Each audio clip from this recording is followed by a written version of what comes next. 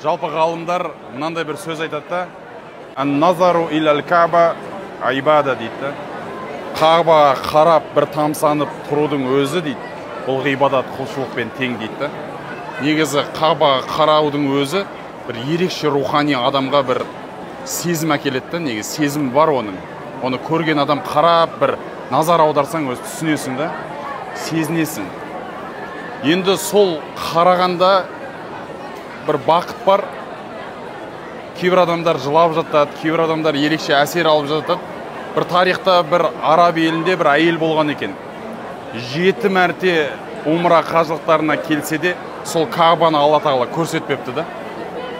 7-ші мәртесінде осы мешіттің муфтиларына келіп сұрақ қойыпты. Мен 7 мәрте келдім. 7 мәртенің 7-еуінде де ел көрді, бірақ мен Кабаны көре алмадым депті да.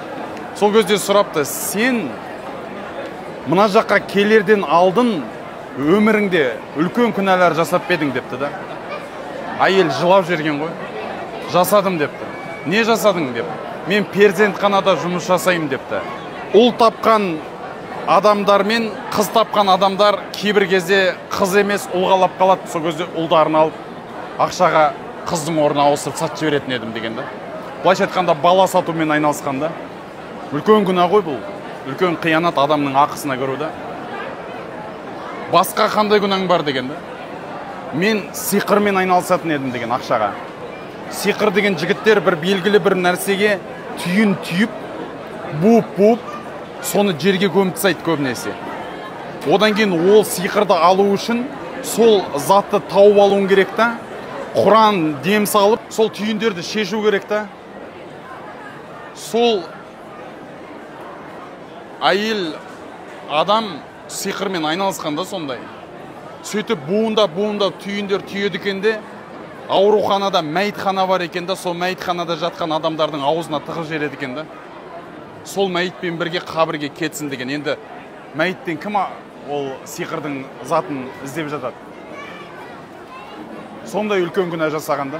Сол кезде ана ғалым кісі айтыпты, міне депті. Осы екі үлкен адамдардың қақысына кіретін күнәні жасағандығың үшін Алла тағала мына қасиетті мекенді саған көрсетпей, көз алдыңа рухани перде қойып қойған деген екен.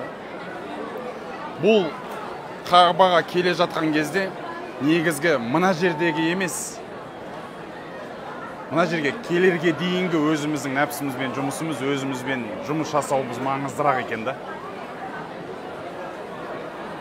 Мына жаққа келерден алдын адам дұрыс жүріп, дұрыс тұру керек та. Сол кезде жаңағы Кабаға қарағандағы бір қараудың бір рахатын, ләззатын сезінесің. Кешеде қажылармен жүрміз.